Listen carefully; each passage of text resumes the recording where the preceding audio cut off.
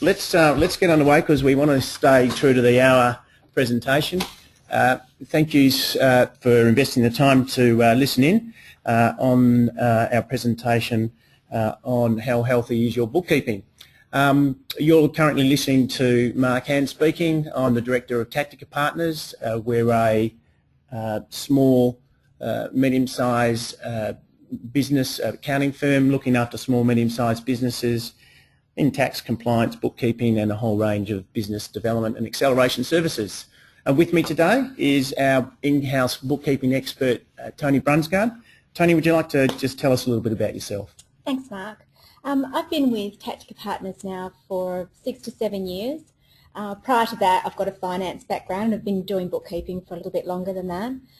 I specialise here in supporting our clients with all their bookkeeping needs, so setup, consulting, any troubleshooting, as well as the general bookkeeping support. So I'm fairly keen to help anyone who's having any difficulties with their bookkeeping. And from the accounting aspect, the great thing from our side is that Tony is a great bridge between the bookkeeping process and the accounting process. Again, for people online, hopefully you'll understand there is a difference there. Tony is a great speaker, if you like, or conduit between us and the clients and helping us deliver to them what we want, and for the clients, for Tony getting from the clients what we want as well. So it's a great way to interact with our clients. Moving on to the webinar today, expectations of the webinar is we intend this to be a reasonably basic or low level in terms of complexity type of information, providing you with some tips and some takeaways. At the end of the webinar, we'll be talking to you about the opportunity to undertake a questionnaire and effectively create a little report around your own bookkeeping processes and how healthy that bookkeeping process is, and I'll be giving you some more detail on that towards the end of the webinar. Questions, we encourage you listening in to provide questions, so you can type them in as you did when you did the sound check for us.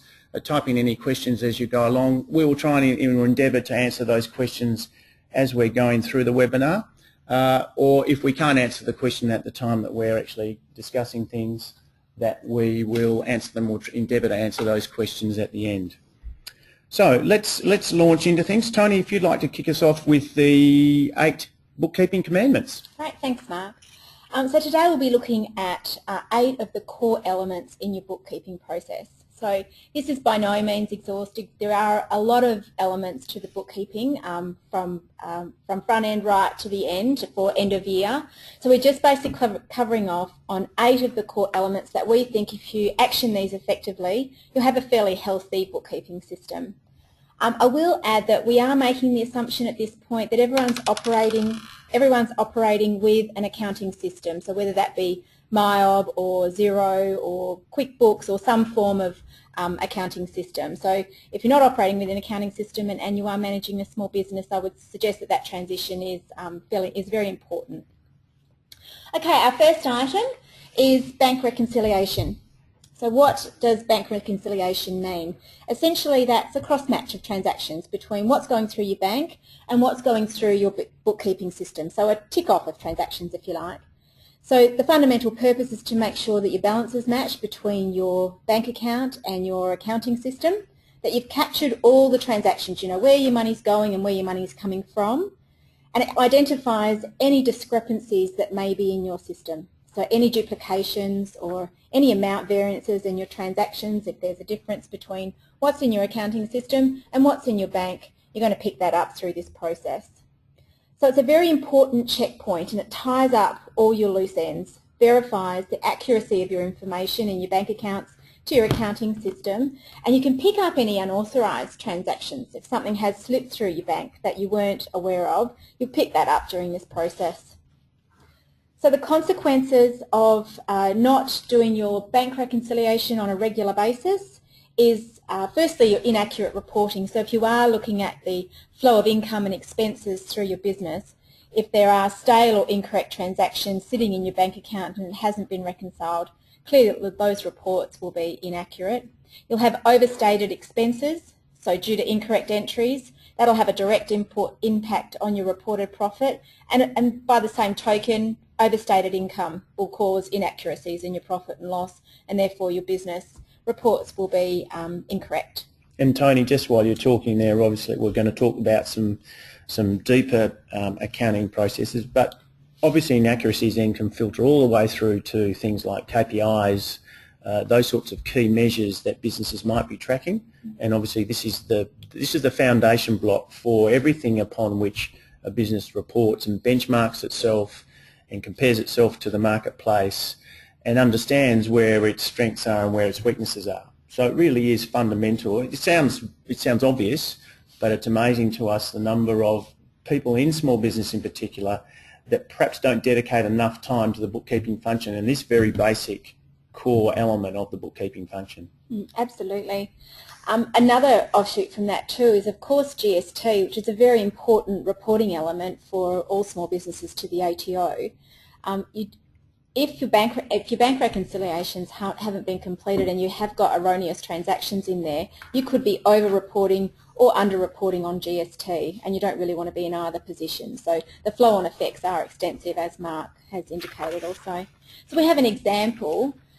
We had a new client come to us some time ago now, and they had been trading for a number of years. Unfortunately, their bookkeeping processes weren't sound. They had multiple bank accounts that hadn't been reconciled for at least 2 years. Once we reviewed the file and brought the reconciliations up to date and cleared out all the transaction errors and stale transactions, unfortunately there were multiple overstatements of expenses, and that of course resulted in BAS revisions, several of them unfortunately over a multitude of periods, due to overclaimed input tax credits, which left them with a substantial payment due to the ATO. And unfortunately the ATO also apply interest and penalties sometimes to those things as well. So there is a big impact if that basic fundamental thing of bank reconciliation isn't done. There's substantial flow-on effects if it does get a little bit out of hand. So I guess my questions to you are, as a business, how often are your bank accounts reconciled? Are all your accounts being reconciled? We quite often see clients where they have 2 or 3 bank accounts. Their core trading account is reconciled, but the other accounts aren't, and there can still be transactions flowing through there that can cause inaccuracies in your reporting and GST, etc. And Tony, just to jump in there, I mean, this is referred to as bank reconciliation, but really we're talking about reconciliation of any account, a credit card. Absolutely. We do see a number of clients obviously running credit cards, more so these days, and a number of credit cards in many instances, and other loan accounts and other transactions and such. So that reconciliation process applies not only to the bank, but to all these other components. Absolutely, yes, that's right. Particularly loans sometimes get forgotten, and there's a certain amount of debit interest and fees and everything in there that should be captured in your profit and loss to give you accurate reporting. So it's very important to capture all your accounts across your balance sheet. Yeah. Okay, moving on to debtors. So what are debtors? Debtors are your outstanding unpaid invoices that you've issued to your clients or to your customers, otherwise known as accounts receivable. Reconciling your debtors is really important in terms of you understanding who owes you money, how much they owe you, and how long the money's been outstanding. So for example, do you know what your debtor days are? Debtors have a really powerful and direct effect on your business's cash flow, so it's an important area to be on top of at all times. And Tony, look, we've just got our first question through, and the question is, what do you mean by debtor days? Okay, so debtor days are the number of days that your customers are taking to pay your invoice. So to calculate this, you would look at your receivables balance, which is the balance that sits in your balance sheet of unpaid invoices. You would divide that by your total sales or total revenue for that period, and then multiply it by 365 days. And that'll give you an idea of your debtor days. So for example, if your receivables balance was, say, $125,000 and your turnover had been about $1 million, your debtor days would be sitting at around about 46 days. So, sorry. And look, as I suppose a comment, what are good debtor days? What are bad debtor days? Larger debtor days sitting at over 60 days or 90 days is indicating there is money sitting out with your clients and not in your bank account. accountants, interestingly, and our lawyers, I know we've got some Murphy legal people listening in, historically have had pretty ordinary debtor days sitting on their accounts. So one of the things that businesses that have significant debtor days, to increase cash flow or improve cash flow, is to work on processes to increase those collection processes, and there's almost another webinar around that process in itself, but a very key part of cash flow management.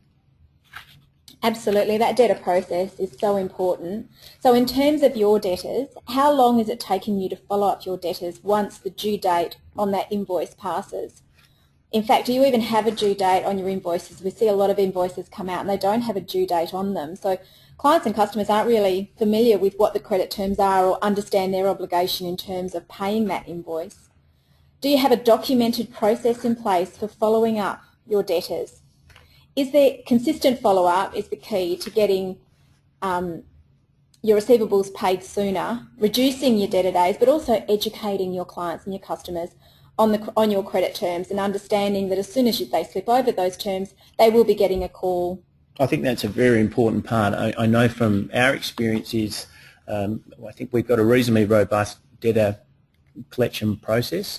You get to a stage where your clients actually expect a phone call on the expiry of the terms that have been agreed to, and I think that's another important thing. I think you will mention it later on, that clients are aware of what their terms are, and if those terms aren't being adhered to, that there is a clear follow-up process that's in place. The moment that follow-up process falls by the wayside is the moment that the clients or the people you're gathering from will perhaps sit back and not react in a sort of a timely way that you would like to. So a very key part of that process is that debtors follow-up process. Now I've got a couple of examples to go through how the impact of reducing debtor days, which is done through having a sound debtor process and follow-up process, the impact that can have not only on your receivables balance that's outstanding, but also on your cash at bank balance. So I can just take you through a couple of examples. So first one of them is we have an example where the turnover is $2.3 million and the receivable days are sitting at about 21. And that's a pretty good, it's a pretty good receivable days or debtor days that we're talking about. Yeah, very good.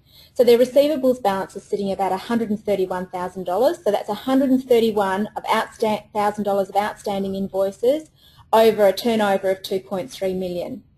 So if we reduce those debtor days just by 3 days, so we're reducing those debtor days to 18 days, that reduces our receivables balance by $112,000. That gives us an additional $19,000 in the bank, just by reducing those debtor days by 3 days, which could be done by a few extra phone calls, making sure we're on that weekly follow-up when clients aren't paying. And I think this is a very important point, is by reducing the debtor days by just 1 or 2 days, depending on, again, the turnover and so forth, can have a substantial impact on cash at bank. And I think clients and people in business sometimes disregard what the impact of just small changes or small improvements in debtor days can have on their cash flow position. And cash flow typically is a king position for most clients. They're keen to have money in the bank. Absolutely. Our second example, we have a client with annual turnover of $4 million and receivable days of 42. So their receivable days are slightly higher than the last example, and they've got a receivables balance sitting in their balance sheet of unpaid invoices, $472,000. By reducing those debtor days by 7 days, again through a debtor process, your receivables balance would reduce to about $394,000, giving them an extra $82,000 in the bank. And that's considerable when you look at all the outgoings that would be happening with a business like this. So you can see small inroads into those debtor days can have a really significant effect on the cash at bank. Okay, moving on, and probably another important thing to look at in terms of debtors is your credit terms. So what are your credit terms currently?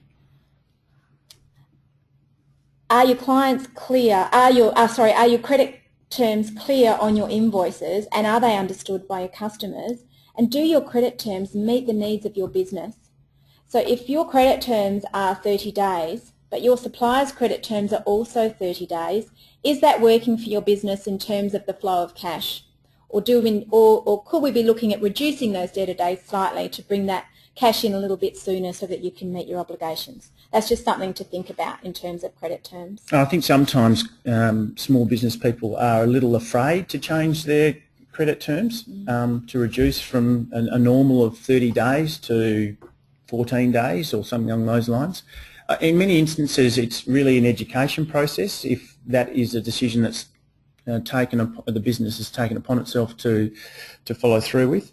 And if nothing else, by bringing down your terms to a lesser number of days, your existing clients might find it take some time, to adjust to that change in terms. But new clients coming on board with with the existing terms won't know any different.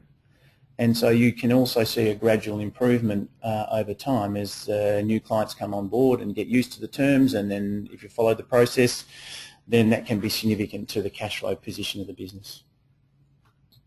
Right, so moving on now to creditors.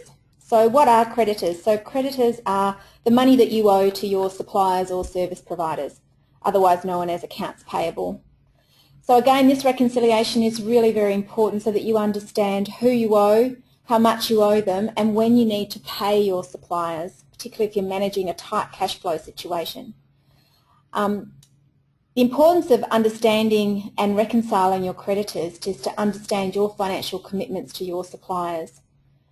So do you maximise your suppliers' credit terms? Are you perhaps allowing your debtors to flow out of your credit terms, but you're paying inside your creditors' payment terms or meeting those credit terms? So there's a little balance there in terms of cash flow. Yeah, and we've had some real live client examples of that, where they've had some admin staff that perhaps removed to an extent from the cash flow position of the business, and their role is to pay accounts. And we've seen situations where customers are paying, the businesses are paying their accounts on or before terms because that's the right thing to do. Sometimes where they haven't been followed up.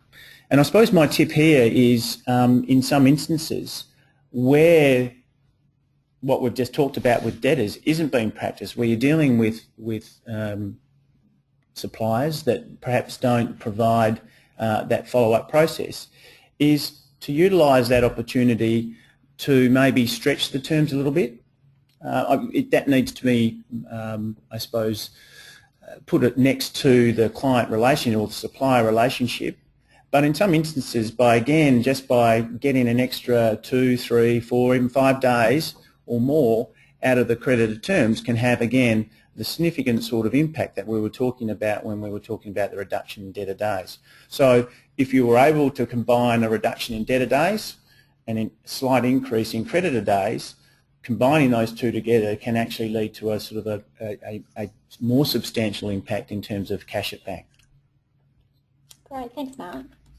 So moving on now to chart of accounts. So what is a chart of accounts? So the chart of accounts is your listing of accounts that reports across your balance sheet and your profit and loss. So assets effectively are what your business owns. Liabilities are what your business owes. And these two types of accounts report on your balance sheet. So income is your business's turnover or your business's revenue. Cost of sales are the costs directly associated with any of your sales, and expenses, so being your general business costs. Those three items report on your profit and loss. It's really important to have a clear and concise chart of accounts. So when you're looking at your chart of accounts and analysing your information, it's very clear what item is, what each item is, and what's contained in each account, reporting on each of those reports.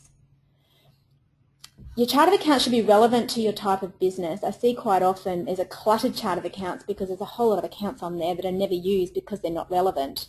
For example, you might have a subcontractor expense account sitting on your profit and loss.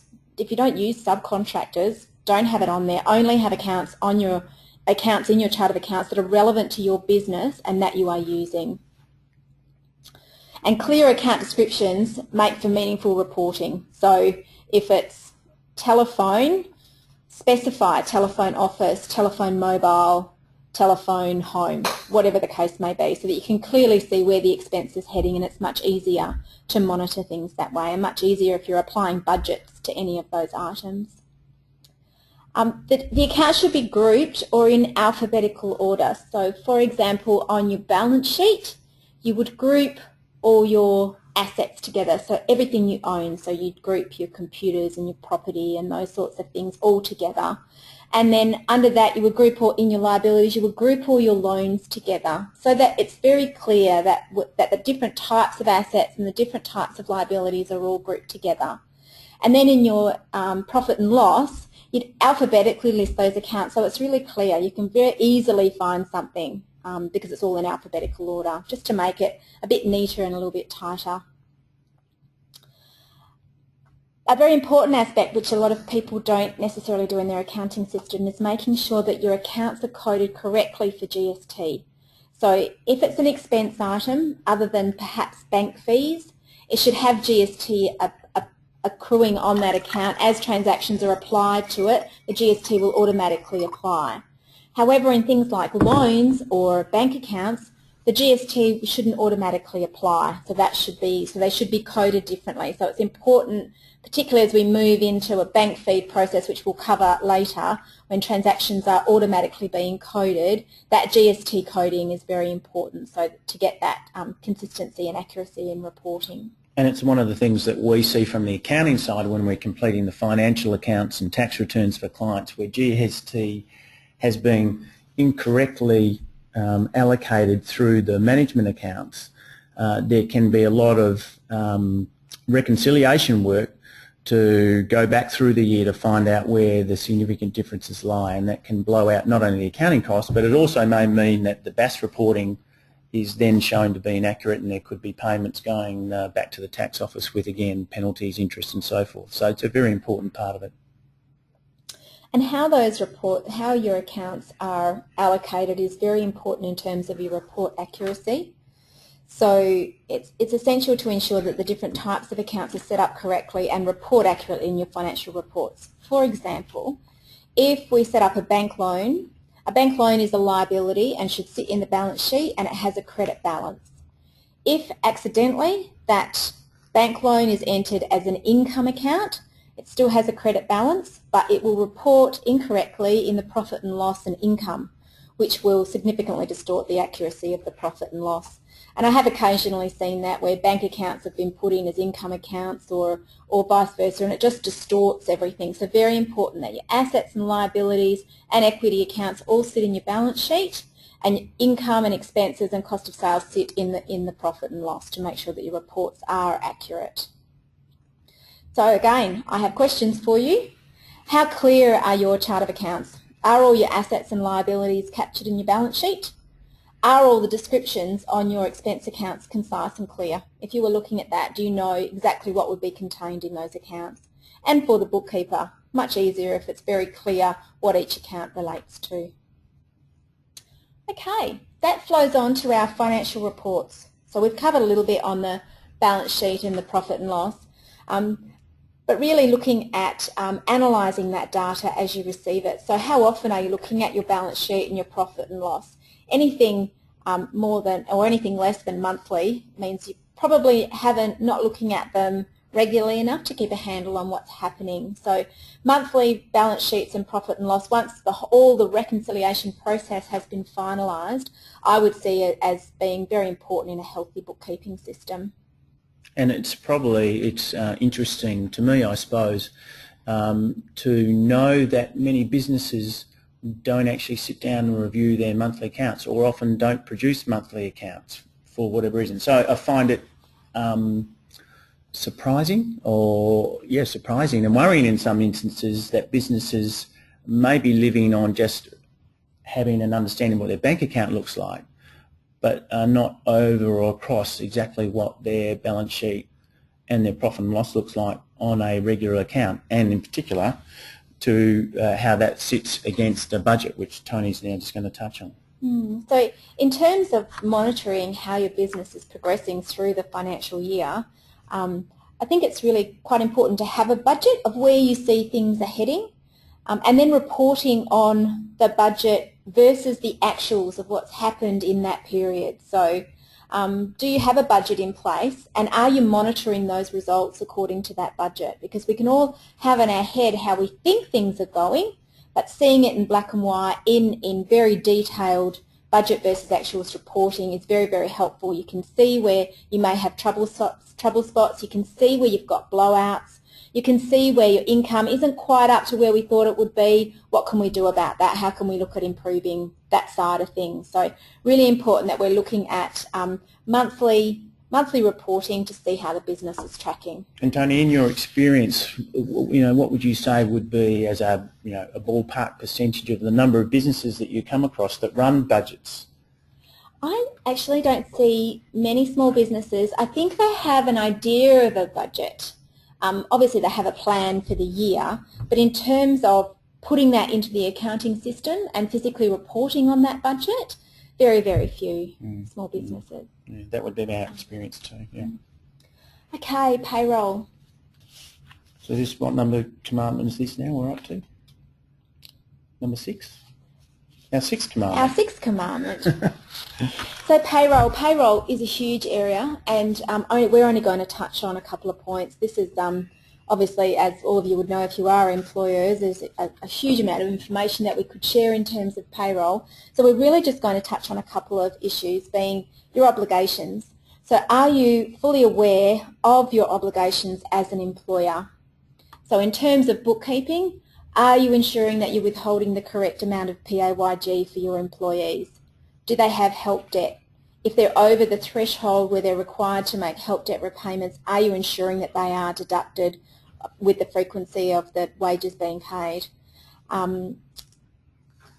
you calculating the correct amount of super? I mean, most of you would know that super went up by 0.25% from the beginning of this financial year. Have you captured that in your accounting system to ensure that you are making the correct amount of superannuation guarantee contributions?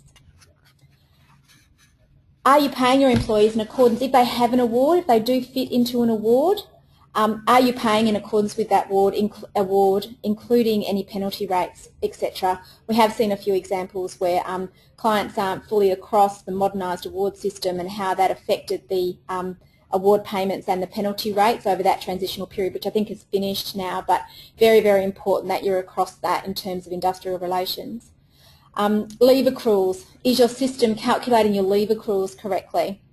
So annual leave, personal leave, long service leave if you have any long-term employees, making sure that you're across that to ensure that they are receiving their entitlements, and also that you're tracking that leave to make sure that they're not taking more than the entitlement, etc. And the other thing I think about that particular thing around leave accruals is checking back into the accounts that the provision for the leave are sitting on the accounts.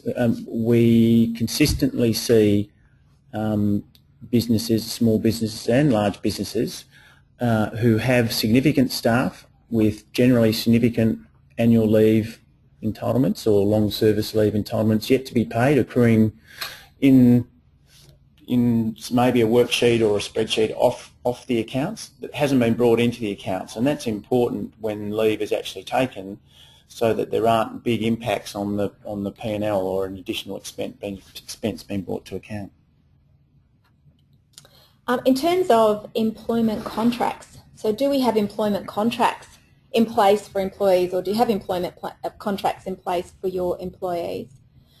These provide some clarity both for the employee and the employer in terms of obligations on both sides. So it clears the air, everyone's aware of what's going on, so if, that would be highly recommended. Yeah, we find certainly in using our employee contracts that where there are things that come out of the blue, bereavement leave, those sorts of special leaves particularly, are all handled within the employment contract. It's signed off and agreed to, so there's no misunderstanding as and when that issue comes around. So those sorts of things can be very, very well dealt with within a proper and detailed employment agreement.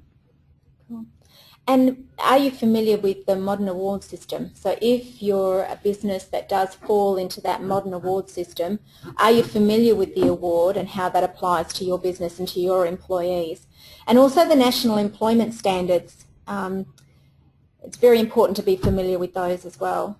So in terms of record keeping for an employer, you are 100% responsible as the employer to keep all these records, to keep an audit trail of what's going on and have an understanding, a very clear understanding of what's been paid, etc.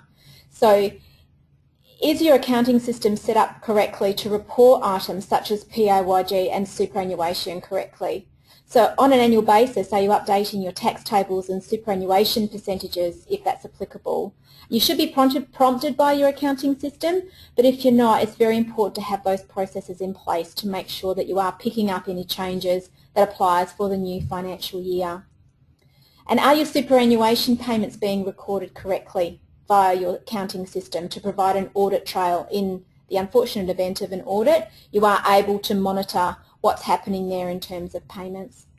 PAYG summaries, so we issue them annually, a little bit more frequently if you have termination payments, so you need to be across that if you are terminating employees early. So PAYG summaries need to be issued accurately, which means your bank record has to be done, because if you have stale payroll transactions on your bank rec that have never been reconciled, chances are that will then report on the PAYG summary and you'll have an issue following that. So very important to have everything else cleared off and reconciled before you do those PAYG summaries at the end of the year.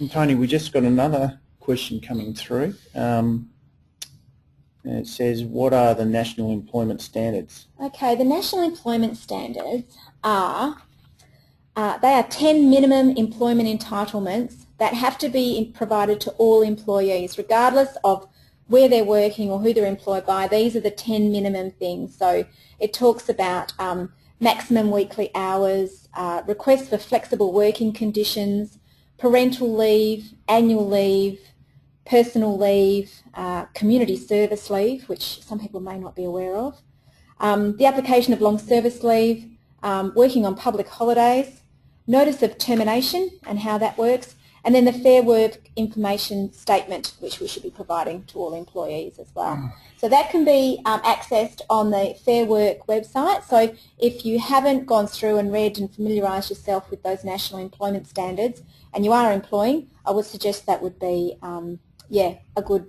point of reference. Lots of issues to cover off on there. Lots of issues to cover off on there. Very important to be aware of those.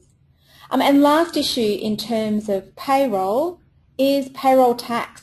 So for those of you that are employing and you are employing a number of individuals, the threshold for payroll tax registration is $800,000 for the 14-15 year. So if you are anticipating that you will be paying wages close to that threshold, then I would suggest that perhaps you do register. You can register ahead of time, and if you don't have a liability, if you're under that threshold, then it's fine. It's just a matter of lodging the return, which is quite simple. But best to be registered than not to be registered and end up with a liability where you slip over that $800,000. And Tony, is that payroll tax threshold monitored on a monthly basis? It can be, but if you're unsure, you can monitor. So 800,000 divided by 12 would be the monthly 67,000. 67,000. So if you are paying close to that, and that does include superannuation and it does include contractors. So if you are paying close to that on a monthly basis, I would recommend registering. Because even if that drops off later in the year and you don't reach the 800,000, best to be safe. Okay, and we have another question up here. Do you have to issue PAYG summaries as you terminate staff? That is a choice. It really depends on the termination. If you're paying out a termination payment, you can issue a termination payment summary as they depart. But if it's a normal resignation, then that PAYG summary can be issued at the end of the year. So just remembering, if you do issue it ahead of time, that you make sure that you hold on to that, obviously, because it still has to be reported in the end of year report to the tax office. Right, okay. All right, that's good, thank you. Okay, superannuation. Number 7, commandment. So superannuation, our minimum is a 9.5% contribution on gross wages for superannuation, and contributions are due by the 28th of the month following the end of the quarter. So if some of you are paying industry funds, you may be paying them monthly. So as long as that third monthly payment is made by the 28th of the month, because that's still that 28th of the month still applies, so very important. In terms of late payments, some of you may not be aware that if a superannuation payment is paid after the 28th or past that deadline, it is no longer tax deductible. So it's very important to meet that deadline in terms of superannuation to maximise your deductions in terms of tax. And superannuation guarantee charge forms, I don't know whether you may have heard of them, but if you are making superannuation payments late, under tax office guidelines you are required to complete the superannuation guarantee charge forms, which applies interest and administration fees to those late payments. And you'd have to say it's a real bugbear of small business. The key here is actually being right up to speed in terms of monitoring and calculating your superannuation obligations. Absolutely. And getting them paid on time. If you don't, and you have to go through this process, it is costly, it's a time waster, people hate doing it, and you lose the deductibility of it, which is again a real sting in the tail. In terms of record keeping for superannuation, again, as the employer, you are 100% responsible to maintain those super records, to record your super accruals, and to record the payments per employee to their super choice fund, or choice of super fund. So using a superannuation clearinghouse is a great way to, if you have less than 20 employees, to make sure that's covered off, because that's a very clear audit trail. Every quarter you complete a contribution advice, that payment is then sent to Human Services if you're using that, or several of the industry funds now offer clearinghouses. So it's a great way to cover off on that audit trail if you ever are audited. And we are seeing an increasing number of superannuation audits. So if you think your record keeping is not as clear as what it could be, then I would suggest that you give that area a little bit of attention. I've got an example actually of a new client that came to us, and they hadn't maintained clear employment records for a number of years or met their superannuation obligations. They had paid their superannuation, but unfortunately not in accordance with ATO guidelines, so they were effectively late. The ATO initiated an audit of their superannuation contributions. As they hadn't kept any accurate records in terms of super payments, there was an extensive amount of work, as you can imagine, because they didn't have a small workforce, an extensive amount of work trying to piece together all that information from the super funds and from the banks, etc. And as a result, there were quite significant gaps where they were unable to prove that the super had been paid, particularly with self-managed super funds, because the industry funds can usually track the payments and where they're from because employers are registered or they come through a clearinghouse. But for the self-managed super funds, it's a little bit harder to track. So the ATO imposed a penalty, and as they are able to, the penalty is that the superannuation guarantee was then payable again in some cases. So they had already paid the super, perhaps not on time, but because they couldn't prove it, they had to pay that superannuation contribution again, along with administration fees, penalties and interest. So those unproven super contributions were somewhere in the vicinity of $150,000. So that was an expensive consequence of not keeping accurate records and not tracking those super payments. SuperStream, you may have heard of SuperStream. So this affects any of your employees who have self-managed super funds. So if you employ 20 employees or more, your reporting obligations come into effect with SuperStream from the 1st of July 15. If you're under 20, it doesn't apply to you until July 2016. Okay, I've just been advised that I'm running out of time, so I'm going to fly through business activity statements. So cash versus accruals are two different reporting methods for business activity statements, and it's important to understand which best suits your business. Yeah, so look, just stay fairly brief on this. Cash versus accruals needs to be assessed up front. Typically cash is for a smaller type of entity, maybe a startup, perhaps a subcontractor for getting payment for labour services, those sorts of things. But really it is a case-by-case example. In most instances business will report on accruals, which is really on invoice date rather than on payment date, which is cash. Some things to consider really around what would be the main ones, like GST, I suppose, with accruals.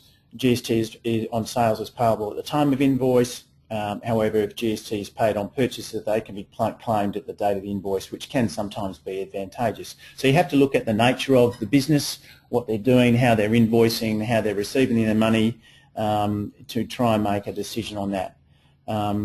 There are also some instances where large asset purchases that are purchased on finance, it can be advantageous if you're registered on accruals for the GST to be claimed immediately. So again, a cash flow consideration here. Rule of thumb is existing ongoing businesses, typically accruals, I would say smaller type of businesses sitting in the cash space, but that's very much a rule of thumb. Okay, in terms of preparing your BAS, if you're using Xero or MyOb or any of those accounting systems, your reports will generate based on the quality of the data entry of the transactions in terms of the GST coding.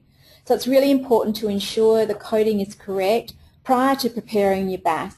So running a GST tail report, just having a quick look through to make sure that, okay, that was insurance, why is there no GST? Or that was a bank transfer, why is there GST on that transaction, etc. So just doing a quick review to make sure that it looks like it's accurate.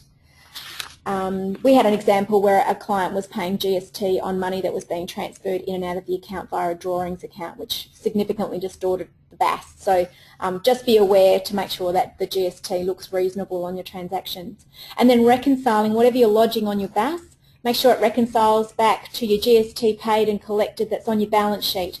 That way you can pick up any movement from prior periods that perhaps hasn't been claimed or had been overclaimed and corrected post lodging the previous BAS. So really important to do that. Lodgement, there's two different types of documents that are lodged. Some of you will be familiar with the instalment activity statement, which is purely PAYG and is lodged on a monthly basis with the tax office, due by the 21st of the following month. And then your BAS, which is your quarterly reporting of GST and PAYG, and that is due by the 28th of the following month following the quarter, or if you're electronically lodging through your tax agent, you get an additional extension on that if you need it. So lodgement and payment date, both due on the 28th of the following month. Very important, obviously, to meet your reporting obligations to the ATO. It's essential in avoiding any unnecessary penalties and interest. If you are cash flow tight and you're unable to pay, please make sure you lodge the IAS or the BAS regardless, and then contact the tax office, because communication is key, ensuring that they're aware of what's going on and they are open to payment arrangements, etc. But not lodging because you're unable to pay is a worse situation. So very important to lodge and then organise something in terms of the payment.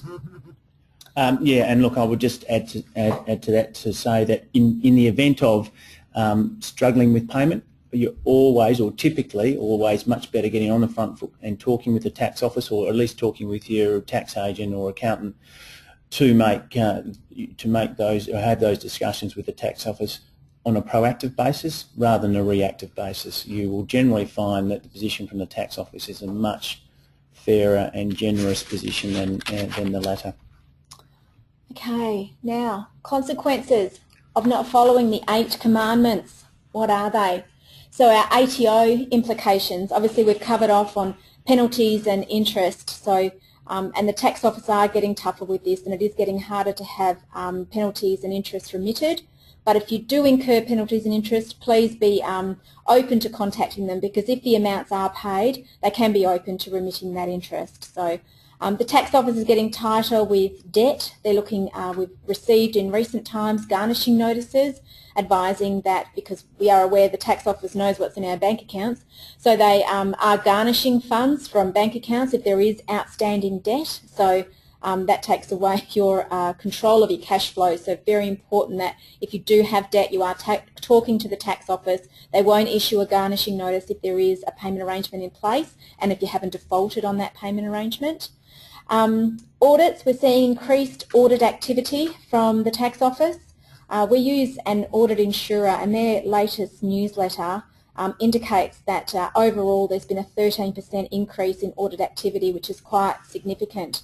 And when we look at, we were talking about your employer obligations before in terms of superannuation, etc., and those audits represent 25% of all audits triggered by the ATO. So that is significant. So it is an area that they're looking at. And sitting behind the employer obligation again is the state review on payroll tax. So payroll tax can also sit behind that under the employer obligation ones, not just the ATO. So in terms of audits, most of you will be aware that you are able to take tax audit insurance, which can assist you with some of the costs associated if you are put in a situation where you are being audited. So that covers your tax agent's expense in terms of looking at that audit. Excuse me, another consequence, ATO debt. If you haven't stuck by your bookkeeping commandments, there can be surprises in there and you don't want to be caught with any unexpected ATO debt. So quite important that we keep on top of it so there's no surprises. Superannuation audits, we've covered those quite in the previous section on superannuation. It is 100% your responsibility. I cannot stress this enough. It is your responsibility to make sure that you've got your reporting in place. We are seeing an increase in audits, as we've already said, and the ATO does charge interest and administration fees on any late superannuation payments. There is no remittance there. They will charge those. We don't have any control. It's my understanding the interest goes back to the employee for what they've missed out on in their super fund. So another consequence of ineffective bookkeeping, disgruntled employees. We don't want those. So making sure that all the superannuation and any other entitlements are covered off so your employees understand that you are organised and responsible and you're taking care of them. Poor reporting, unreliable financial reporting is not helpful, so you don't have a clear indication of the performance of your business, etc. So that's an unfortunate consequence of ineffective bookkeeping. And your inability to provide accurate financials to the bank. So if you are looking to lend or wanting to keep your existing lending arrangements in place, it's very important that you can provide accurate financials intermittently as required to the bank. An impact on your business value, which is quite, if you haven't got effective bookkeeping processes in place, there can be an unfortunate impact on your business value. And Mark, you might be able to add something there. Yeah, look, I think that the point to be made here is that business value is a combination of one, profitability, and two, a multiplier typically. And the multiplier is a number that represents a whole range of factors, risk drivers or drivers inside the business. And so one of those drivers is reporting, being able to produce accurate and timely reports, monitoring profit, those sorts of things. If you can imagine you were going to look at a business to purchase, what sort of things would you want to be seeing inside that business that would give you confidence that the business you are buying is actually doing what it professes to do and reporting or showing the sorts of profits that it's supposedly being reflected in its management and financial accounts. So it can have an impact on business value. And our last consequence is increased costs. So ineffective bookkeeping, you've got additional rework costs in repairing things that haven't been done correctly, and also increased accounting costs. If we receive a nice clean file into our accounting system and we can move forward with tax, it's usually much more effective. If we have to look at rework, or if your internal bookkeeping systems have to look at rework, it is very costly and something that can be avoided by just staying on top of our 8 commandments all the way through. So efficiency tips, I'll be very, very quick here because we are running out of time. Cloud accounting, you would have heard this bandied around, and some of you may already be using a cloud-based solution in terms of MYOB or Xero for your accounts. I would recommend it, particularly with the bank feeds. The reduction in data entry and the use of the pre-coding and transaction rules does save a lot of time in this whole process. And with that, those bank transactions automatically feeding in, you've got a level of accuracy there that you wouldn't necessarily have with data entry. Saves a lot of time. In terms of outsourcing, that is... Oh, sorry, just going back on that cloud thing. I suppose one trap that we've come across in terms of cloud accounting and recommended clients going into the cloud is their internet speeds. Yeah, particularly where you have multi-users on an accounting system. It's really important to be aware of what your internet speeds are, and if you can get any improvement in your internet speed prior to going to a cloud solution. There is a bit of a delay because of the transmission of data from the cloud to the to the desktop, and I've got clients that I've converted, and that probably is one of the frustrations, but there are a lot of benefits as well. But if you have an average internet speed anyway, then I'd perhaps look at finding some way to improve that before you move to a cloud solution, to make sure that it's not impacting on your efficiency in Office. Yeah. And outsourcing. So outsourcing is becoming an option in the marketplace. If anyone is interested in this, if you can come to me probably offline, that would probably be the best way to go. There are options there in terms of possibly reducing some costs, but mainly in terms of efficiencies, shifting your focus within your business and allowing the outsourcers to look after that bookkeeping with some controls and everything in place, of course. So if that's an area that you are interested in, please contact me. I'd be more than happy to have a chat about that. Well, that's great, Tony. Look, we're running right up against the line there, but look, before we bring the webinar to a close, Tony, I'd like to thank you for your discussions here today. It's been very insightful, certainly just again listening to you talking through all these issues. Bookkeeping is very important. It's very important from running the business and keeping performance on track. It's important from the accountant side. We like to see accurate and timely accounts coming through. Because you guys who have been listening, thank you for listening in, and for the questions that have come through. It always makes it a more interactive process for us, and hopefully you've got some value out of it. Because you have invested the time as participants of this webinar, we do have an offer for you. What we would like to offer to you is, if you would like to take the opportunity to take a bookkeeping health check, that bookkeeping health check is represented in a little questionnaire that, if you go to the website that's on screen now, www.bookkeepinghealthcheck.com.au, take you a few minutes to go into the questionnaire and fill out the questionnaire. You will get from that a free one-page report which will highlight strengths and weaknesses of your current bookkeeping process. We will then come back to you and provide you with a compliment or opportunity for a complimentary meeting, which is valued normally around $495, and to talk to you and flesh out opportunities to improve your bookkeeping process, if in fact you do have need for improved bookkeeping processes. This offer that we've got actually closes out close of business this Friday, the 31st of October, so it's open for you guys there to go in and go onto the website, enter your details and do the webinar. So that brings us to an end of the Bookkeeping Health Check webinar. Thanks again to Tony. Thanks again for all our registrants who have been listening in. We hope you found the webinar useful. We will be in touch with you following this with the link to the website and just some follow-up information. But thank you once again. Goodbye for now, and have a great day. Thank you.